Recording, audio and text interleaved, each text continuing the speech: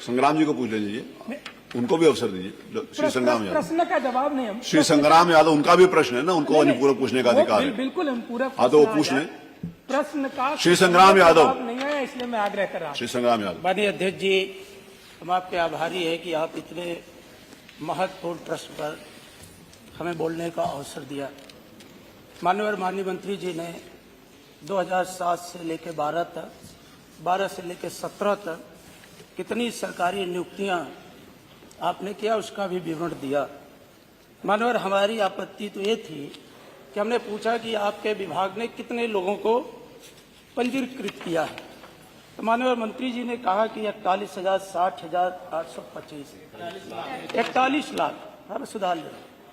तो उस पर कहा माननीय, अभी जब कुछ ही दिन पहले पुलिस की भर्ती हुई थी तो 50 लाख से ज्यादा आवेदन उत्तर प्रदेश के युवा बेरोजगारों ने आवेदन किया था। आखिर आपका जो ये आंकड़ा है, और फिर आपने कहा कि हमने इतने शिक्षित बेरोजगारों के काउंसलिंग किया, फिर आपने कहा कि हम विदेश भेज रहे हैं। माननीय, इजराइल के अंदर क्या परिस्थितियां हैं पूरा देश अवगत है। अभी हाल ही में दुनिया का जो अमेरिका देश हमारे देश के साथ कैसा व्यवहार किया, उसके भी सब लोग सबके जानकारी में है। माननीय, अगर आप यहाँ पर रोजगार उपलब्ध कराते, जैसे 1 डिस्ट्रिक्ट 1 आपने प्रोडक्ट कहा था, तो अगर आप कुटीर उद्योगों को बढ़ावा देते तो हो सकता है आप ज्यादा बेरोजगार नौजवानों को रोजगार से जोड़ पाते। आए दिन माननीय सब लोग देखते हैं कि जो हमारे शहरों में चौराहे हैं, लेबर चौराहे, जहां मजदूर आते हैं, उनको काम नहीं मिल पाता। मैं तो माननीय मंत्री से कहूंगा कि आप बहुखंडी के पास ही जो है, अगर वहां का आप देख लें मोहनलालगंज की तरफ, माननीय, देख करके बहुत निराशा होती है कि बड़े पैमाने पे मजदूर आते हैं और 10-10, 11-11 बजे तक इंतजार करते हैं कि कोई उनको ले जाएगा काम पे, लेकिन वो निराश होकर के वापस आ जाते हैं।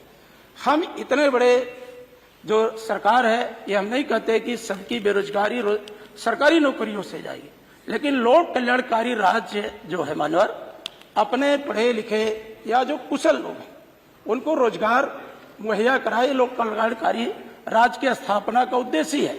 और भारतीय जनता पार्टी ने अपने लोक कल्याण संकल्प पत्र में भी कहा था कि हम इतने करोड़ों लोगों को रोजगार या सरकारी नौकरी से जोड़ेंगे।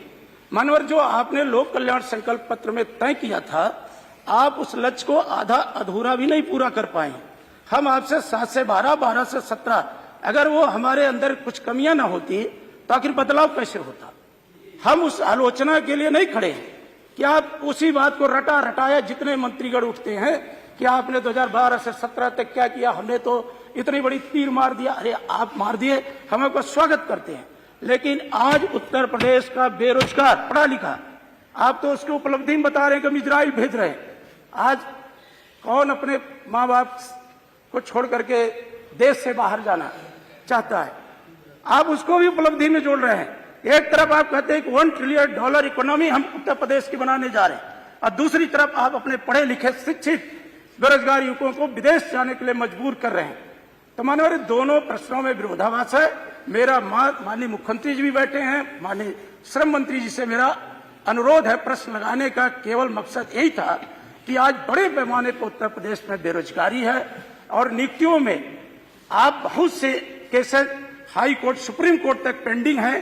बेरोजगार दर दर की ठोकरें खा रहा, आंदोलन भी चला रहा। आप किसी जिम्मेदार प्रभावी पैरवी कराएं, किसी अधिकारी को नियुक्त करके, और जो नियुक्तियां लंबित पड़ी हुई हैं उनको भी माननीय बहुत जल्द समय पर बेरोजगार